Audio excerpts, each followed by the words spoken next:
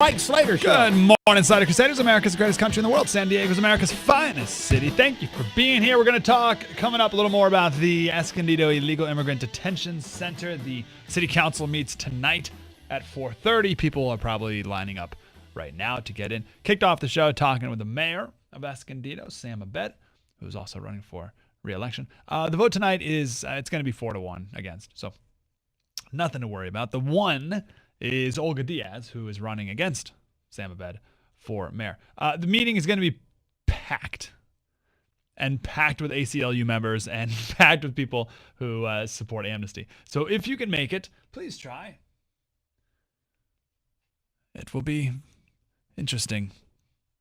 Today, 4:30. We'll talk more about it coming up. Mike Marasco is going to be here at 11, one of the city council members. So we'll talk more about that. But first, our first debate about the propositions that you will be voting on in a few days, or you now if you have your absentee ballot. Prop 46. My quick Prop 46 story is I think it was the linkage fee. Remember we were collecting signatures to end the linkage fee in San Diego, and I was walking out of Trader Joe's in PB, and there's a signature gatherer guy there. So I'm like, oh yeah, so. And a lady walked by, and the signature gatherer goes, ma'am, would you like to end the jobs tax? And she's like, no, thank you. I was like, oh, ma'am, here, let me tell you why I'm signing this, what this will do, what this will mean for you. And she goes, oh, no, I don't think so. And the guy goes, well, ma'am, would you like to require drug testing for doctors? And she goes, oh, yes, I would like to do that. That's very important. Like she's ever given that any thought ever in her life. Like she's ever gone to the doctor and be like, I think he's drunk. I think my doctor's on meth. I've been saying this for my whole life. We need to drug test doctors. Like what? But she voted, she signed it, and here we are. We're going to vote on Prop 46. So we have two gentlemen here. One is for, one is against. Dr. Ted, Mazer is the no on 46, and Robert Pack is yes on Prop 46. Gentlemen, how are you, sir? Doing well, sir. Yes, very good, thanks. Doctor, is it Mazer? Is that right? That's correct. Okay, wonderful. Well, Robert Pack, I'm right now I'm against this, so I'm going to give you the first word and the last word and most of the words. So please tell us why you are for Prop 46. Well, I'm for Prop 46. I'm actually the author of Prop 46, and it came about through my 10 years of working, trying to work with the legislature on many of these patient safety issues without success because the legislature has either failed to take them on or the large special interests from the medical association or pharmaceutical have killed patient safety issues. I got involved in this because 10 years ago my two young children who were 10 and 7 were run over and killed by a doctor shopper of narcotics. And the 6 doctors all working together failed to find an injury on this woman and prescribed very willy-nilly a lot of narcotics that this woman didn't need, and they never talked to each other or shared a medical file. They just gave her all the medication. And so I've brought about these patient safety issues to protect Californians. So real quick, so first of all, and you said these are your children? Yes. Rob, I'm sorry about that. That's awful. So what happened? What's the connection with the doctors with the accident? Okay.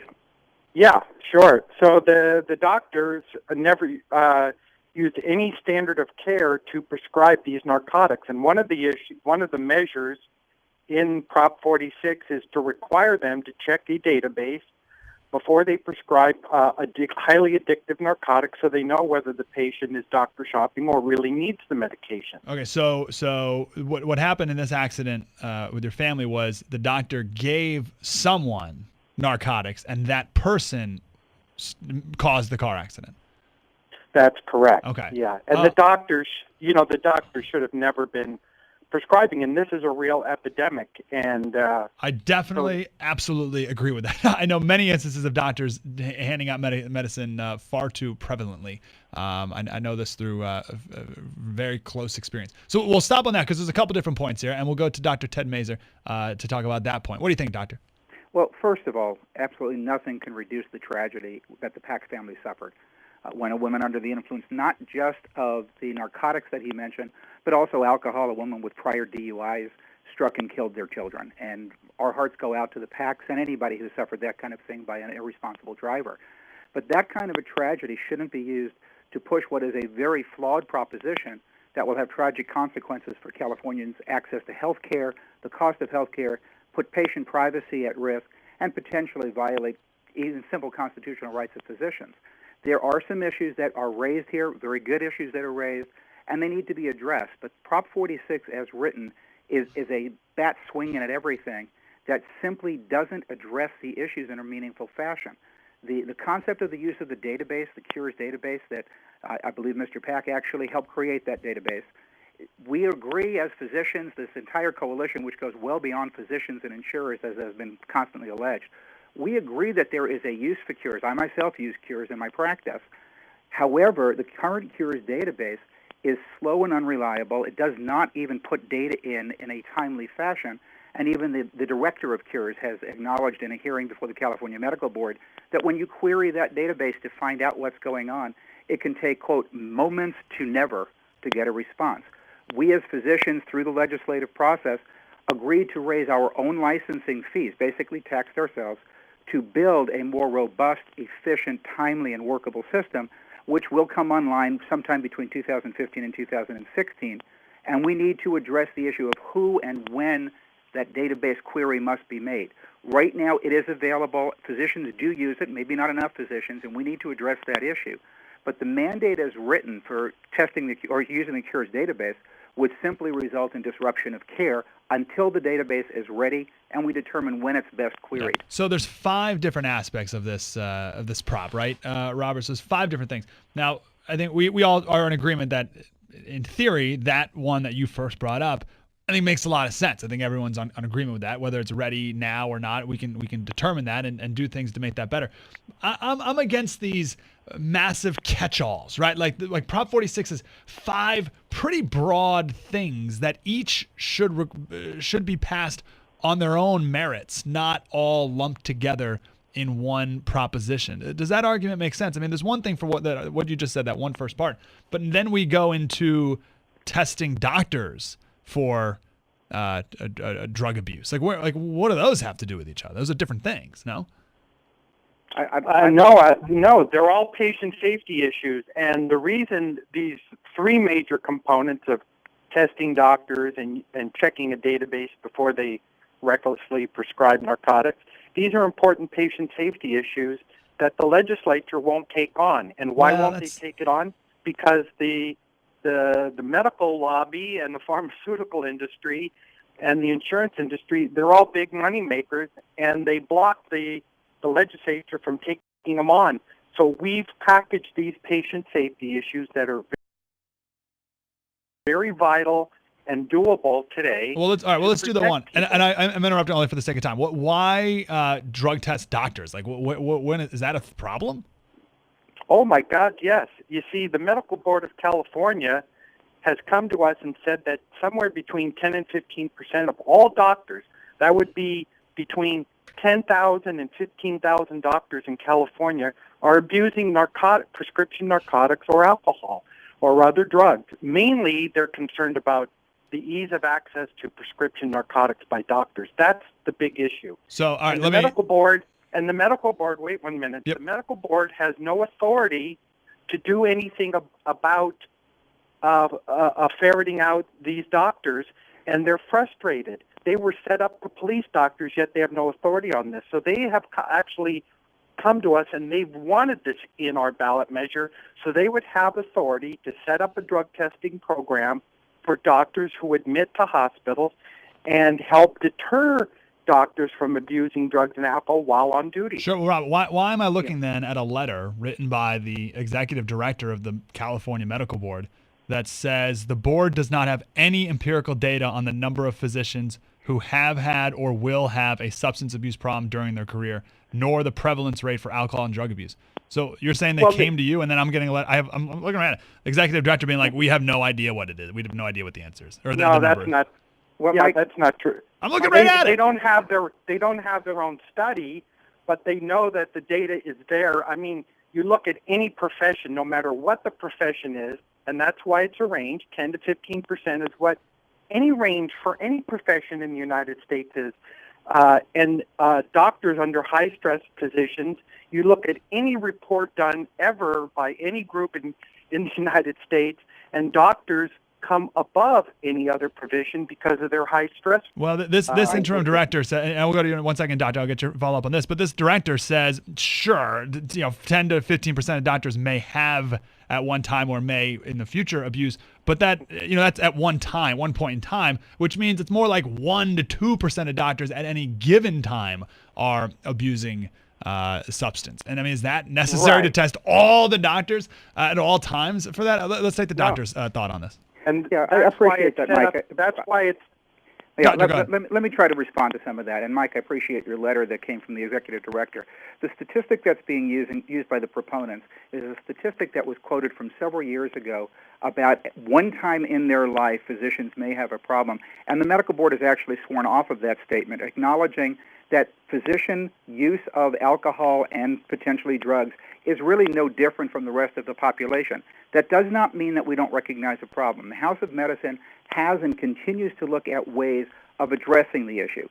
Yes, we know that there are some physicians who overprescribe, and there are some physicians who may be using drugs when they are taking care of patients, and that is not acceptable. Of course. But the result of the Prop 46 proposal here would be a tremendous, overly broad strike at all doctors. It assumes that everybody is guilty. That's not the way we need to proceed. Never has anybody gone to the legislature and proposed a reasonable way of looking at when and who to test in the medical profession. Is it doctors? Is it beyond doctors? Is it just doctors in the hospital on a random basis as proposed in Prop 46? Or is it really a very finite number of people who may not even be covered by what Prop 46 is proposing? We are perfectly ready to sit down and deal with that issue and have dealt with it at hospital level, the rules in the hospitals, et cetera. But let's go back to what this is really all about. That was not put in there as part of a package. The package was to raise the cap on non-economic damages in malpractice lawsuits so attorneys could file more suits and make more money. That's the money. Now, Dada, I'm just going to cut you off there because I guarantee you that's what we're going to talk about next, and I will be sure to talk about that frequently. Because I guarantee, that's what this is truly all about, and we all know it. But real quick, I want to go back to Robert on the testing. So if you were to test doctors, because that's what this is being pitched as, like test doctors. I've witnessed it happen. Do you want to test doctors for drugs and alcohol? How would that work? Because all this says is required drug and alcohol testing of doctors and reporting a positive test to the California Medical Board. It doesn't say anything specific here, Robert, about what that would look like. Well, if you read through the full ballot measure language, it's all outlined there. And it's patterned after the FAA, which pilots use very successfully in testing pilots. So you have a guarantee that when you fly, you're safe. If you go into a hospital for an operation, we want doctors to be able to portray the same thing. You're going to be safe. I don't see why doctors would be opposed to this. I would think like this doctor on the call would want to ferret out and make sure when patients come in that a fellow doctor is not abusing narcotics. Yeah, I think he is. I think we all are. Right. But I just don't so think the implementation of this is patterned after the very successful same way that it's implemented for pilots. And in fact, the Medical Board of California, through Prop 46, is given full authority and accountability for the implementation of the program. Which, by the way, as you talk about the FAA doing that, I do remember a couple stories in the last couple of years of pilots drinking while flying. So there's no guarantee that this actually solves any actual problem. Gentlemen, we've got to take a break. Please stick around, and we'll wrap up because we got to get to the main part of this, and that is the raising the cap on medical malpractice lawsuits. That's what this really is, and that's why the trial lawyer is all about this. So that's what we'll talk about next. 1-800-760-KFMB. We're talking about Prop 46. Prop 46. A yes on Prop 46 would do all the things that we're talking about here. A no would shoot down all of these suggestions. Prop 46. 1-800-760-KFMB if you have any questions for the two gentlemen here. 1-800-760-5362. First, I got to tell you about non-surgical spine center. Dr. Kircher, it's gonna make a line. Does not abuse alcohol or drugs. I never thought we'd have to make that disclaimer, but apparently we do. If you have peripheral neuropathy due to diabetes or other causes, I don't have to tell you how much pain you've been in. You've been trying to tell everyone else. You've been trying to get other people to get. You know what I mean? Like no one understands it. Oh, I have peripheral neuropathy. Hey, you want to go play golf later, Charlie? Sorry, I have peripheral neuropathy. Like what? So. Oh, yeah, it hurts to walk, let alone swing a golf club. And there may have been doctors say, well, that's it. That's all we can do for you. Just going to pop some pain meds for the rest of your life and you're going to be in pain. You think you've tried everything. But have you ever heard of, let alone been recommended, horizontal therapy, cold laser therapy, anodyne therapy, vibration therapy, decompression therapy? These are all things that Dr. Kircher uses. The good doctor we're talking to right now, I'm sure, would tell you that the body wants to be healthy. Your body wants to be healthy, but sometimes it just needs a kickstart to get there. And Dr. Kircher will do that at the Non-Surgical Spine Care Center. Please let him give you your life back, your life pain-free. All you have to do is call 1-888-550-DISC. He'll give you a complimentary consultation, a free examination, and a trial treatment. All of that for free. Just tell him you listen to the Mike Slater Show. Dr. Kircher, Non-Surgical Spine Care Center, 1-888-550-DISC.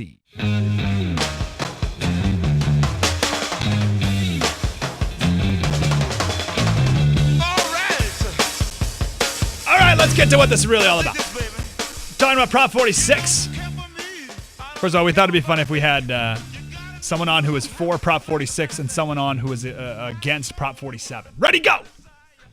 They should stay in jail. They should stay in jail. They should drug test doctors. They shouldn't. It would be a very confusing debate. So instead, we have two gentlemen. One's against 46 and one's for 46. So we're talking about the same prop. Robert Pack wrote Prop 46, so he wants you to vote yes. And Dr. Ted Mazur wants you to vote no. So let's talk about the main issue here, because you brought up, Robert, you brought up some fine issues earlier about, there's 5 main sections about drug testing doctors, like they do pilots, and the system of prescribing medication, so doctors know across electronic records, all that good stuff. Very, very, very good things, and I would encourage our state representatives to consider these and debate them and vote accordingly. But I fear that the main aspect of this law is to increase the cap on, let's see the wording here, non-economic damages for medical malpractice lawsuits. Increase the cap from $250,000 to $1 million. And when I'm looking here, Robert, at the donor list for yes on 46, and I see it's the Consumer Attorneys Issue PAC, Green, Broyle, and Wheeler, LLP, Casey, Gary, Schenk, Frav, Kavila, Platt, and Benfield, Bruce Fagel, Law Corporation, Bisnar, Chase, Personal Injury Attorneys, Chernoff, Bidart, Echeverria, Bentley, Robinson, Robinson, Shapiro, Davis, Wiley, Atkin, A Law Corporation, Kochke, Pitrian, McCarthy, Gillian, Jacobson, Ellison, Larson, and the law offices of Wallop, Maladia, Kelly, and Schonenberger. You know where I'm going. I have a feeling that this is really just a trial attorney bill. What do you think? Well, no, it's not at all.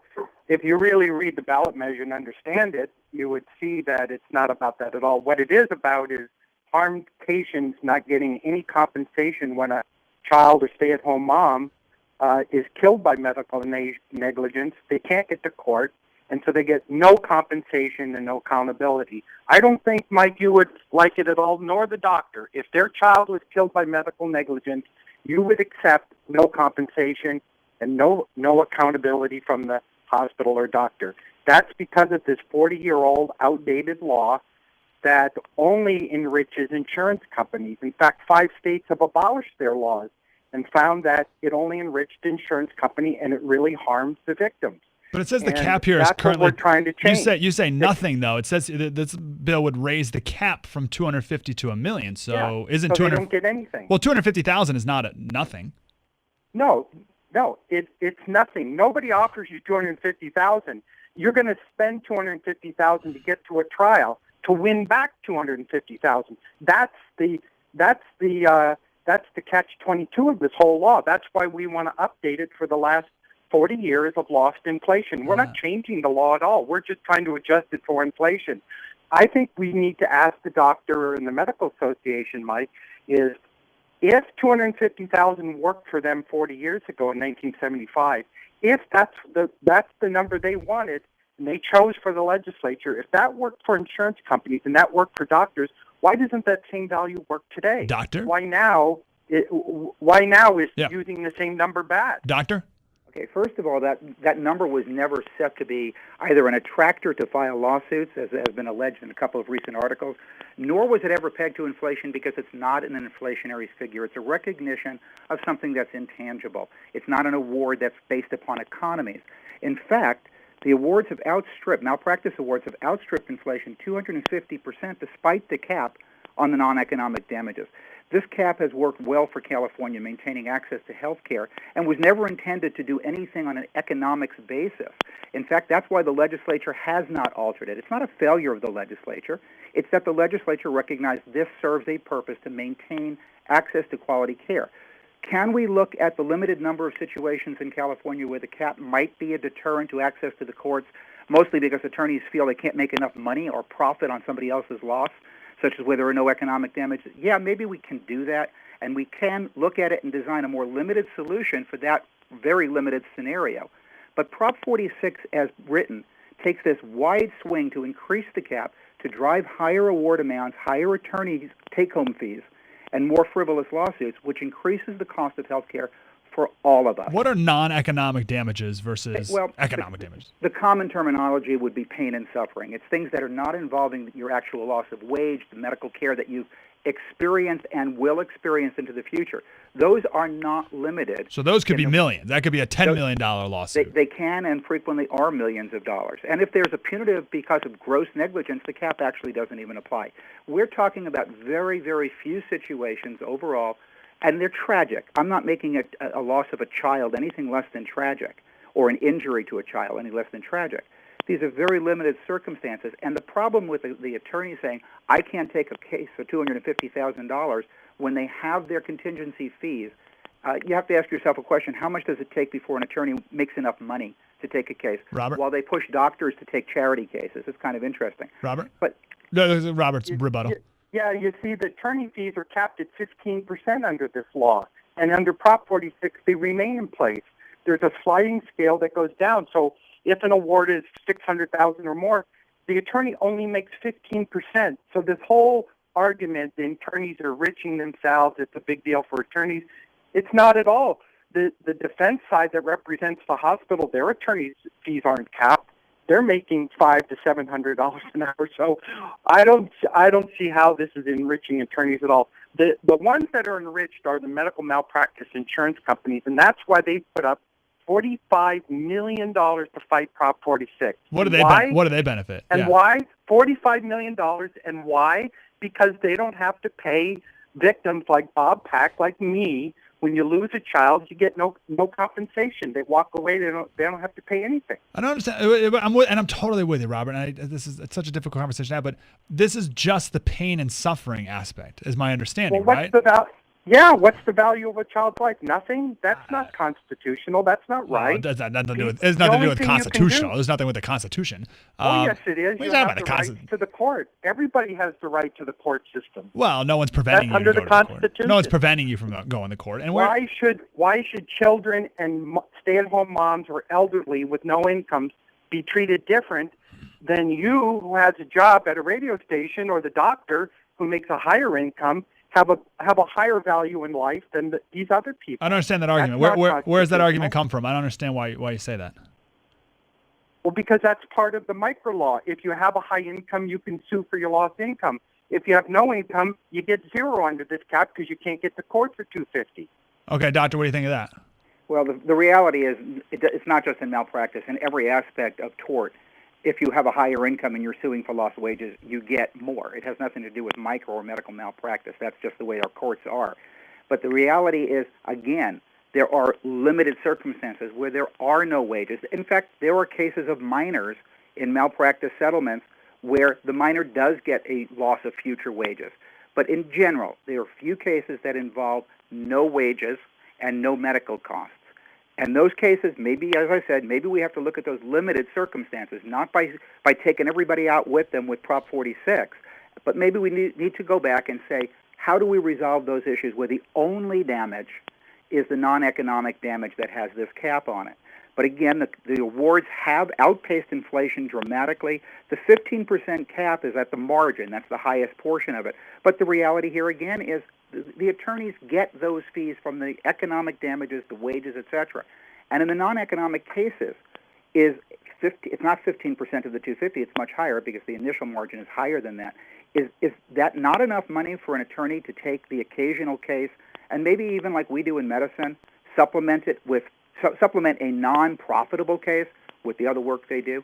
Yeah. So I feel like the effort should be on the attorneys is the argument there. All right. Well, Robert, you get the final word, sir. Why should we vote yes on Prop 46? Well, if you believe in patient safety, if you believe in rights of harmed victims, if you believe in real safety, this is the proposition. If you're going to side with the insurance industry who's just trying to pad their pockets by not paying poor victims, that's a shame, because today the medical community really needs to stand up for the patients and stop protecting the big insurance industry. All right, gentlemen, we'll leave it there. Guys, a wonderful conversation. Thank you so much for your time. Thank you. Have a great day. So there you go. Yes and no on 46. So yes was the gentleman you just heard from at the end there. That would enact all of these things. And the no would say no to all these things. And it's funny you even have to say that, but with California propositions, up is down, left is right. You have no idea what is what. So yes would do all those things. It would put the cap, it would raise the cap. It would require drug testing, all that. No would say no, not now. 1-800-760-KFMB, Mike Slater Show. Spread the word. Went to dinner with some friends last night. 10 years ago, they started putting flyers. They don't have a lot of trick-or-treaters. I asked them if they have trick-or-treaters in the neighborhood. They're like, no, we don't. They go, no. But, so 10 years ago, because they didn't get any trick-or-treaters and they wanted, they would put flyers outside in people's mailboxes, a week or so before Halloween and say, we have candy, so come on by. And over the last 10 years, that's evolved into their house being the home base for all the kids in the neighborhood to go after Halloween and dump all their candy on the floor and trade candy. Isn't that amazing? So the kids come over and the adults come over and drink coffee and all this other Halloween-related festivities. So it turned into like this Halloween party on their block because there weren't really a lot of trick-or-treaters. That's unbelievable. Anyway, I share that because for whatever reason, you're going to have a lot of people traipsing through your house, whether it's Halloween or any of the holidays coming up. You're going to want to clean up after them. Well, you may want to clean up before them, but you're definitely going to want to clean up after them as well. So call Zero Res, $119. You get 3 rooms cleaned and sanitized. 3 rooms, $119. If you book right now and you tell them you listen to the Mike Slater Show, you have to do those 2 things. You can't call tomorrow. You can't call in an hour. You got to call right now. And you got to tell them you listen to the Mike Slater Show. You get a 10-foot hallway for free. 858-486-4100. No one's like Zero Res. They're unbelievable. They got their patent-empowered water. It's science. 858-486-4100. 858-486-4100. Call Zero Res. ZeroSanDiego.com. Actually going to call Zero Res after the show. Horrible story for the Pack family there. Just awful what happened to his kids. But I don't think that Prop 46 achieves what he wants to achieve. I get it, and I value the crusade to increase patient safety, and I'm with it. I'm with it. But I think Prop 46, I think Mr. Pack is being used by the trial lawyers. I think the trial lawyers have their agenda, which makes sense for them. I'm not going to criticize them for it. It makes sense for them. And they found someone that they can bring along and be the front, spokesperson for it and talk about drug testing doctors. And like that polled well. I really think that's what that is. Now, generally speaking, and we've talked a lot about this on state issues and certainly federal issues, I'm against these bills that are, multiple things. Why do we need big, massive bills? And the bills can be full of things that are loosely related or completely unrelated, like these massive catch-all bills that are tens, hundreds of billions of dollars. Like, what are you doing? Just pass one thing at a time. Find one thing in it that's good and just pass that one thing. Bills should be a page long, not thousands of pages. All right, so the federal government, they're like, we're going to pass a bill and we're going to spend $1 billion on bridges. And they'll be like, it's a bridge bill. We need to improve our infrastructure. Everyone's like, I like bridges. I want bridges. Yeah, $1 billion for bridges. That's great. And then you read the bill and there's also $670,000 in there for the National Institute of Health to find out why so many lesbians are overweight. And I'm not kidding. That's an actual bill. $670,000. That's this year. So far, I think the study has gotten, 2.8 million. Ma, see if you can look that up, and be careful when Googling overweight lesbians. I'm just warning you. But I think it's either 2.3 million or 2.7 million by the NIH to study. I got it right here. Why nearly 3/4 of adult lesbians are overweight or obese, and why gay males are not. That's the National Institute of Health. By the way, Ebola, totally, what? We need more money to fight Ebola. Where'd that come from? Well, I don't know. Maybe you spent millions of dollars on fat lesbians, and maybe you should have had some priorities there. But you know what I'm saying? It's a bridge bill, right? Well, no, it's 1,000 other things, and really not even about bridges at all. That's just what they put out in the front to make it sound like this is a good thing. Makes sense. So I feel like Prop 46 is a little bit of that. Right, you have a trial lawyer bill packaged with a couple feel-good items and some actual good ideas too that should be implemented, but not in a proposition like this. It should be done the proper way. So I welcome a partnership with Mr. Michael Pack, in the future with some of these specific issues, but to pile them all into one thing and then think that that's the panacea pill, that if we just pass Prop 46, then no bad things will happen anymore. I don't think so. 1-800-760-KFMB. That's my official Mike Slater Show thought on that. I don't think so. That's how I'm going to vote for it or against it. But you can do whatever you want. 1-800-760-KFMB, 1-800-760-5362. How are you going to vote on Prop 46? What did you make of the debate? What arguments stood out to you? And that will actually be on 760kfmb.com very soon. Ooh, if you missed, oh my goodness gracious, coming up next, we're going to give away tickets to Zach Brown Band. Look at me, I haven't even been talking about it the whole show. You know what? That's okay. But that's the art of a tease. Well, listen, this is good for the people who are listening now because I've only mentioned it once before in the entire show, so there's not that many people who are going to be trying to win it. As if if I mentioned it all day, then you'd have more people. So your chances of winning are very good right now is what I'm getting at. So we got 2 tickets coming up next segment, very next segment. We'll give you a chance to win 2 tickets to the Zach Brown Band at Sleep Train Amphitheater Sunday. Just a couple days. Tickets are on sale right now, but I want to give you a pair. So we got that coming up. So get your phones ready to win some Zach Brown Band tickets. We got Mike Marasco at the top of the hour. Oh, good night. Mike, I don't think we've talked to Marasco about this yet, have we, on the air? Yeah. We talked to the Gallo, of course. Yeah. And people keep saying that you're calling him the Gallo, and it's actually pronounced Gallo. Gallo. Yeah. But no. It's Gallo. Not when you're the Gallo. Yeah. Yeah, no, we know. He's the Gallo. It has a certain zing to it. Yeah. It's obviously Ed Gallo, but he asked him. We'll get him on the air. He goes around. He says he walks around town, and people go, "Hey, Gallo, the Gallo." The Gallo. Doesn't gallo mean rooster in Spanish? That's it. Yeah. So when what's his name was filling in for you, Eric, he does an incredible rooster sound effect. Dan, it is remarkable. It's better than my French Bob Dylan. Listen, no offense to your French Bob Dylan, because I was actually really good yesterday too. This rooster is unreal. Do we not have the audio? We got to have Eric. I don't know. I'm gonna have to. Is he here? Is Eric here? I'll track him down and see where we can find it. We did a whole thing. We did with the whip, and we had the rooster, and it was like a whole presentation we did when we had the Gallo on. It was wow. Very, this show got off topic real quick. No, we're talking about the Gallo. If we're talking about the Gallo, it's always on topic. Gallo's always the topic. Trying to make a little Jerry Seinfeld reference in there. You can insert joke there as you feel fit. But what are you talking about? 1-800-760-KFMB. Here, Dan, during the break, I want you to work on your either Bob Dylan doing a Jerry Seinfeld impersonation or Jerry Seinfeld doing a Bob Dylan impersonation. Ooh. Practice. 1-800-760-KFMB, 1-800-760-5362. Coming up next, we'll tell you why we're talking about the Gallo and why we're talking about Marasco. It's the Escondido City Council meeting tonight, 4:30, about that illegal immigrant detention center. This is it. This is the big meeting. I guarantee you the City Council will vote against it, but they will need your cover. They will need your support because it is going to be ugly. There's going to be a lot of ACLU and Amnesty people there who are going to need you to, and you are going to need to be there to provide some sort of counterweight because they've been preparing this for weeks to take over this meeting. So we'll give you a little preview of that coming up next. 1-800-760-KFMB, 1-800-760-5362. That guy. Rapid Transmissions, 40 years. Amazing. You've been 40 years in business.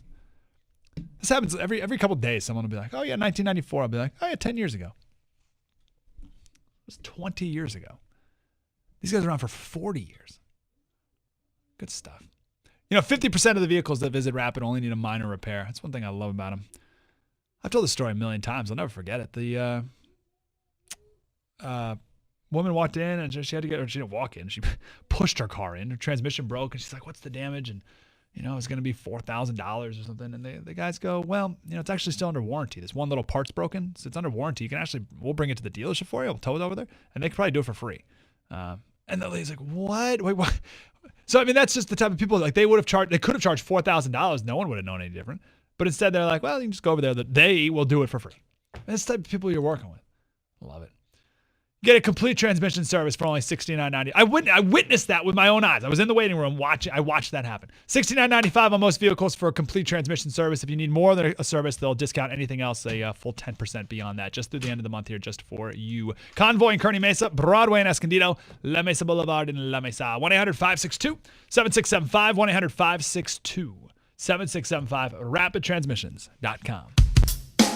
So the Prop 46, some of the biggest donors, other than I should say the only big donor, other than all the trial lawyers, all the law offices of Walkup, Mulladia, Kelly, and Schonenberger, is $250,000 by the Consumer Watchdog Group. It's called Consumer Watchdog. $267,000. And the head of Consumer Watchdog, his name's Jamie Court, he said, quote, "It's the ultimate sweetener. The only thing that made people, like in a focus group, the only people that made them light up was the drug testing of doctors." So that's what they just throw that in there. There's no need for that drug testing of doctors. Has anyone listening now ever gone to the doctor's office? I think that guy's drunk. Like, I've never read that once ever. I don't know. So we'll talk more about this one coming up, but I'm all for the effort of patient safety, of course.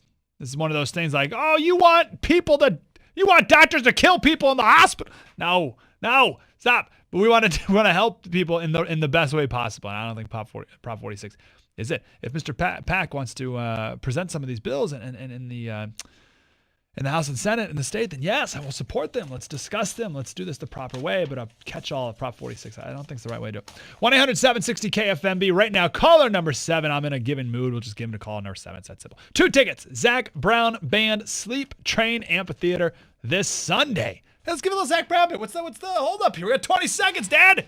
20 seconds. Zach Brown Band. Be a great concert. I want you to go. 1-800-760-KFMB. Caller number 7. 1-800-760-5362. Concerts this Sunday at Sleep Train. Coming up next, Councilman Mike Marasco about the Illegal Immigrant Detention Center meeting today at 4:30. Spread the word.